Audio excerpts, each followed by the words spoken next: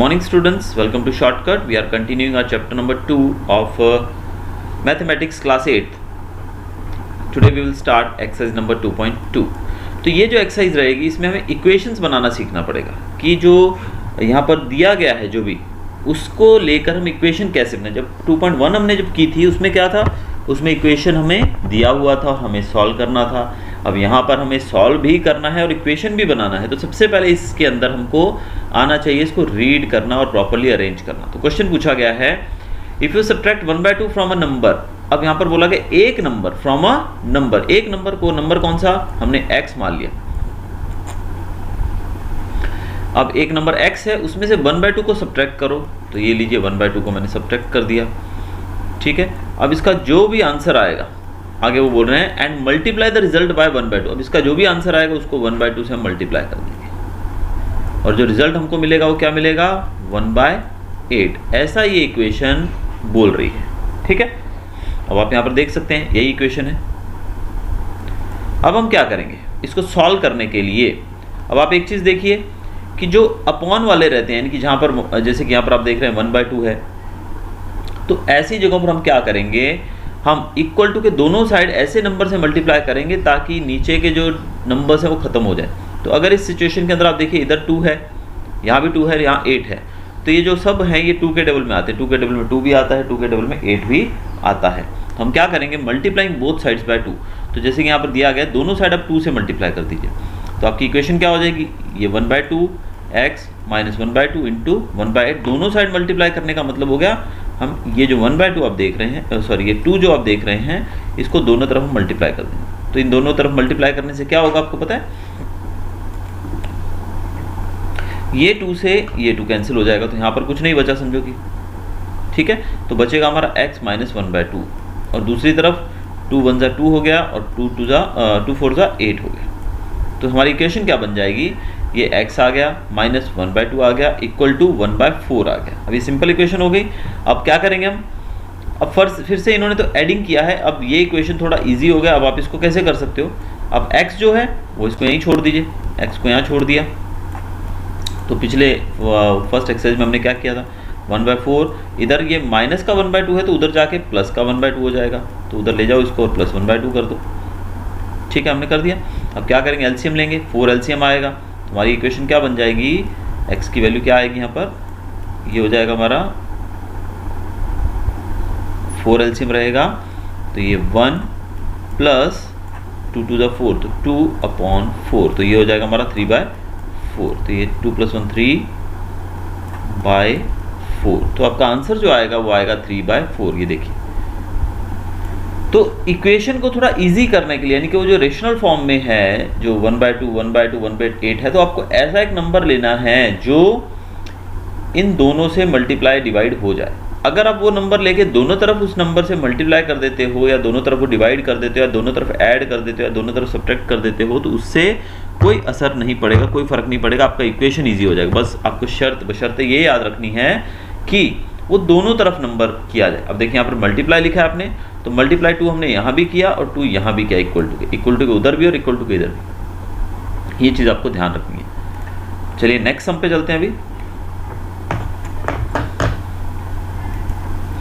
The perimeter of, अरे क्या हुआ, तो नेक्स्ट सम जो हमारा है वो बोल रहा है the perimeter of a rectangular swimming pool is 154। अब देखिए यहाँ पर पेरीमीटर बोला गया है, पेरीमीटर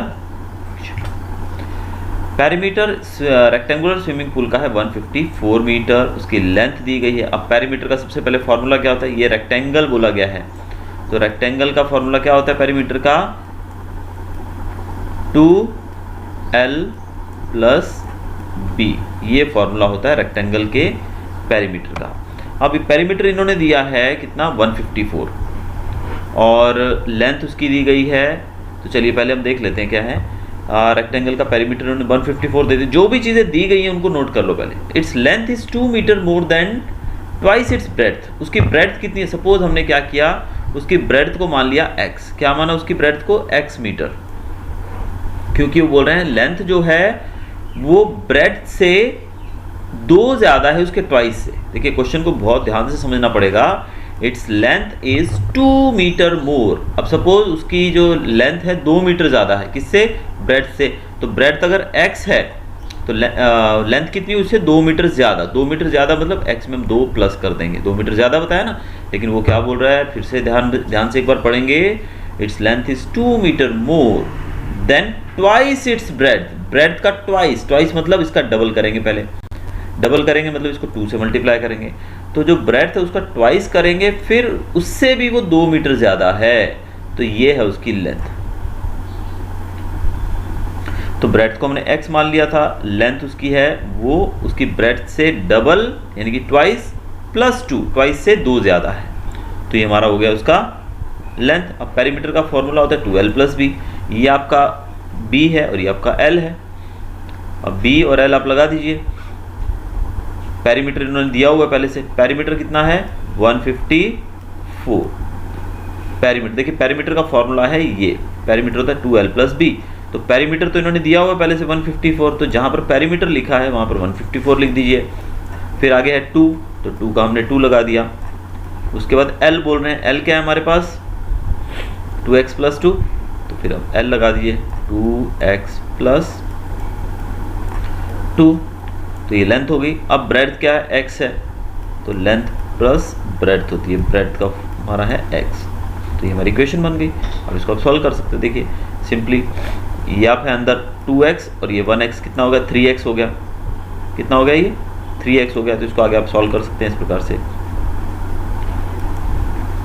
अब इन्होंने क्या किया यहाँ पे देखिए, डिवाइडिंग बोथ साइड्स बाय 2। अब यहाँ पर ये जो 2 मल्टीप्लाई हो रहा है सब जगह, देखिए ये 154 है, ये 2 है। अब आप इसको ऐसे लंबा भी कर सकते हैं, उससे क्या होगा ये 2 जो है ये इससे मल्टीप्लाई होगा सबसे अंदर, ये अंदर सबसे मल्टीप्लाई होगा। तो बेटर क्या किया इन्होंने, ये जो 2 है इसको ख़त्म करने के लिए, जैसे मैंने पहले बताया आपको कि दोनों तरफ आप कोई भी अगर नंबर को ऐड मल्टीप्लाई डिवाइड कर देते हो तो उससे इक्वेशन में कोई बदलाव नहीं आएगा।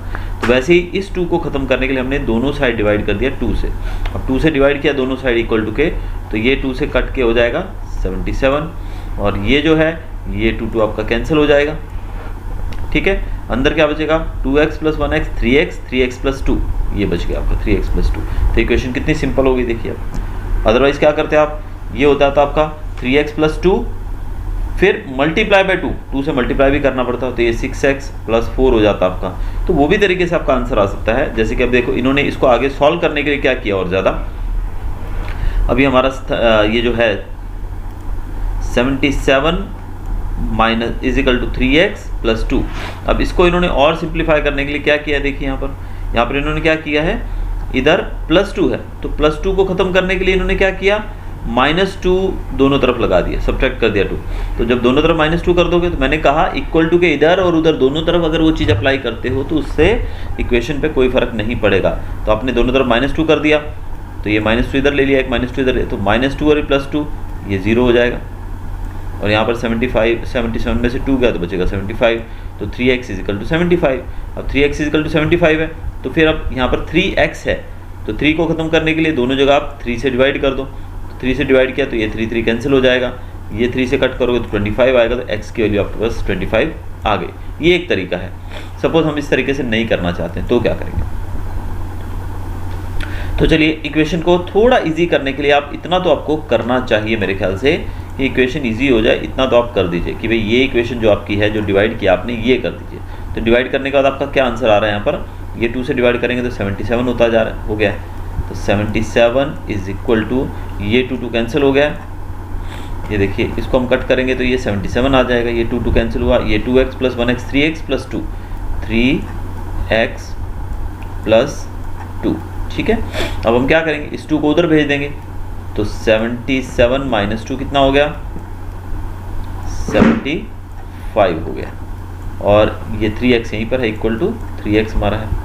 ठीक है, अब ये जो x है 75 इज इक्वल टू 3x बचा हमारा।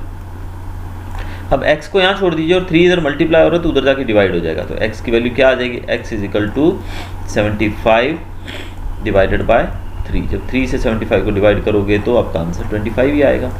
तो इस तरीके से आप ये तरीके से भी आप 25 निकाल सकते हैं और उस तरीके से भी निकाल सकते हैं। तो यहाँ पर जो आपके पास आंसर आया ये आया सिर्फ x का, तो इनकी x की वैल्यू कितनी आई आपके पास 5 सिर्फ x की वैल्यू आई है, हमने लेंथ और ब्रेड्थ फाइंड आउट नहीं की है। तो लेंथ और ब्रेड्थ फाइंड आउट करने के लिए हम क्या करेंगे, x की वैल्यू जो है उसमें पुट करेंगे। यानी कि ब्रेड्थ हमारी x मानी थी हमने, तो ब्रेड्थ x मानी थी, यानी कि x की जगह पर हम 25 लिख देंगे तो ब्रेड्थ 25 होगी। लेकिन लेंथ जो थी वो कितनी थी, 25 का ट्वाइस यानी कि 2x + 2 थी। तो x की जगह पर 2 रखोगे तो यानी कि 25 × 2 50, 50 + 2 52। तो ये आपका लेंथ और ब्रेड्थ दोनों आएंगे। तो इस तरीके से आप लेंथ और ब्रेड्थ दोनों फाइंड आउट कर सकते हैं। तो आगे हम करने जा रहे हैं 5th सम। यहाँ पर 2 numbers are in the ratio, 2 numbers जो है उनका रेशियो बताया गया। क्या रेशियो दिया गया है 2 नंबर्स का,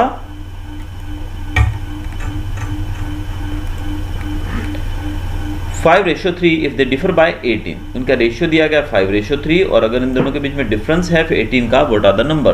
तो 2 नंबर जो है 5:3 है, तो हम एक को मान लेते हैं 5x, यानी कि जो नंबर रेशियो में दिए गए उनको क्या करेंगे हम, एक को मानेंगे 5x क्योंकि 5 रेशियो दिया गया 5x, दूसरा है 3 तो दूसरे को 3x मानेंगे। अब दोनों में डिफरेंस कितना है 18 का, यानी कि 5x - 3x = 18। डिफरेंस बता रखा है, डिफरेंस मतलब तभी पता लगे जब माइनस करेंगे हम। तो ये आ गया 5x - 3x = 18। तो 5x में से 3x गया तो बचा 2x, 2x = 18। अब 2x जो है ये x यहाँ छोड़ दो और 2 इधर मल्टीप्लाई हो रहा है, इधर जाके डिवाइड हो जाएगा तो x की वैल्यू आ जाएगी 9।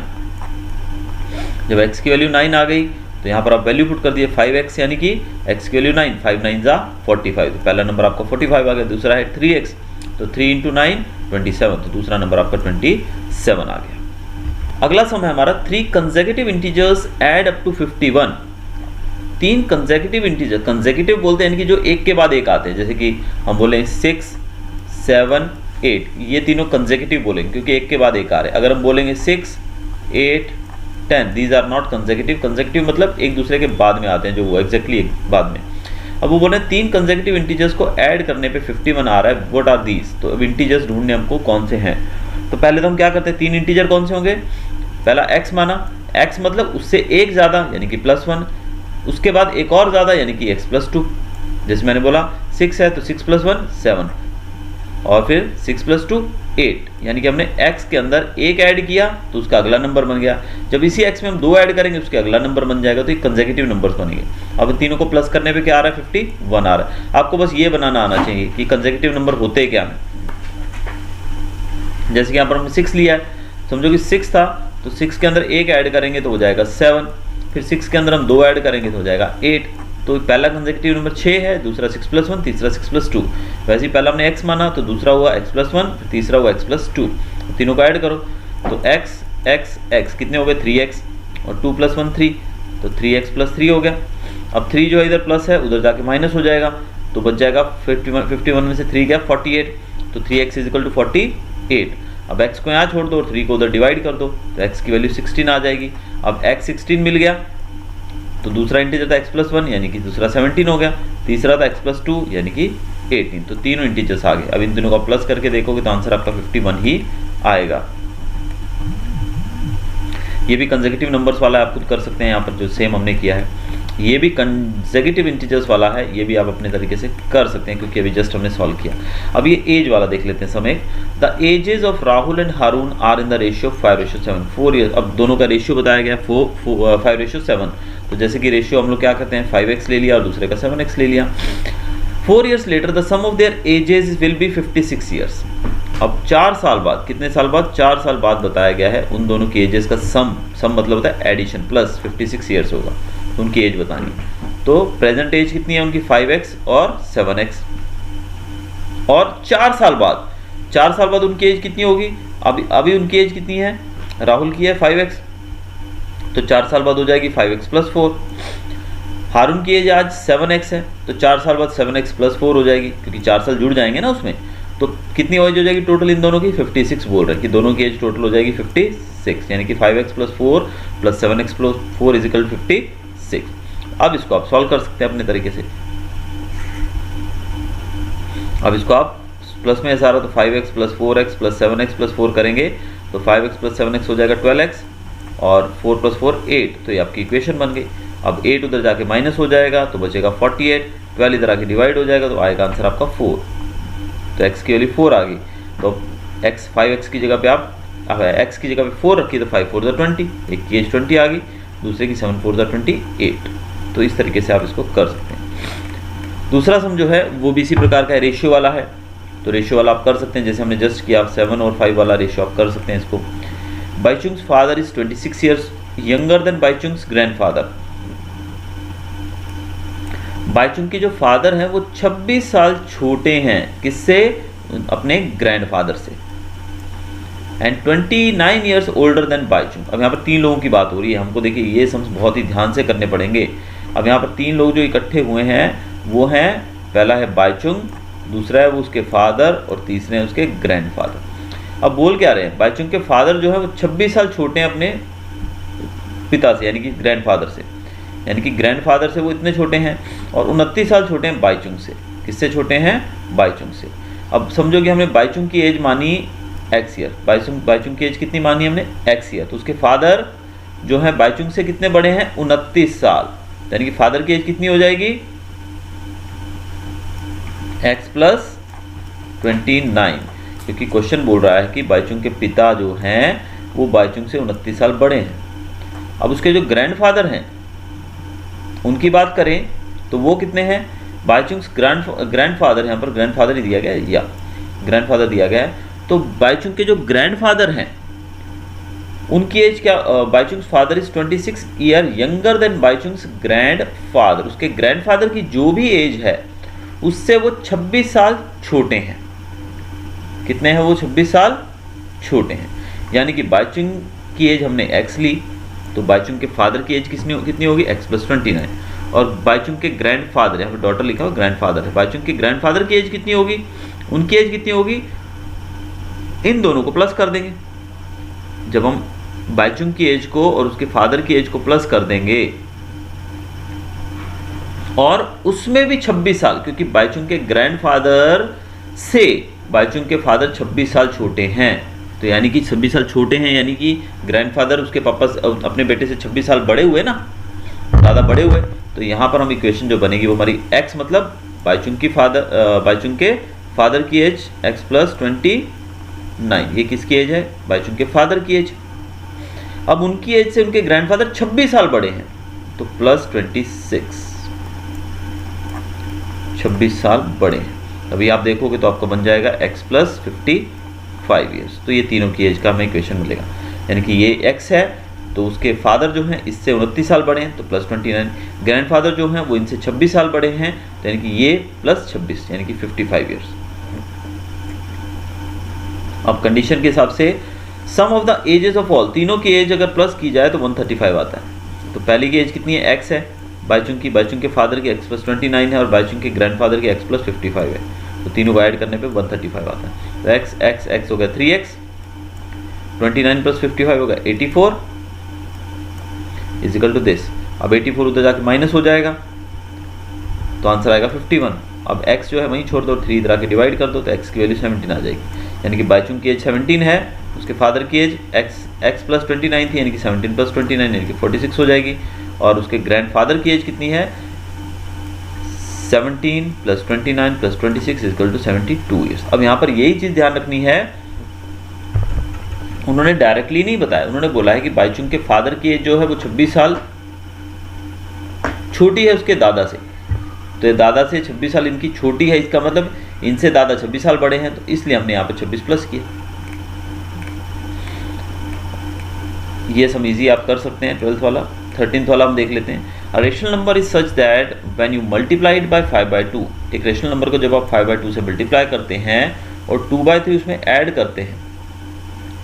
A rational number is such that when you multiply it by 5/2 and add 2/3 to the product, यानी कि किसी भी नंबर को, कोई रेशनल नंबर, समझो हमने रेशनल नंबर लिया x, तो जब उस x के अंदर आपने मल्टीप्लाई किया 5/2, तो 5/2 मल्टीप्लाई किया यानी कि 5/2x हो गया।